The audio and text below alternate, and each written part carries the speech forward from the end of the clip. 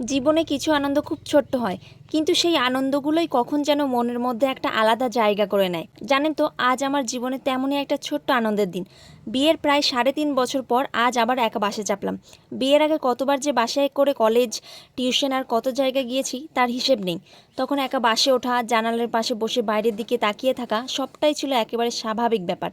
কিন্তু বিয়ের পর জীবনটা যেন একটু অন্যরকম হয়ে গেল। নিজের মতো করে একা বাসে চড়া আর হয়ে ওঠেনি। এই ছোট্ট নোটটা একটু পড়ে দেখুন, আশা করি দারুণ লাগবে। তাই আজ হঠাৎ করে যখন একা বাসে উঠলাম, জানেন কেমন একটা পুরনো দিনের অনুভূতি হচ্ছিল।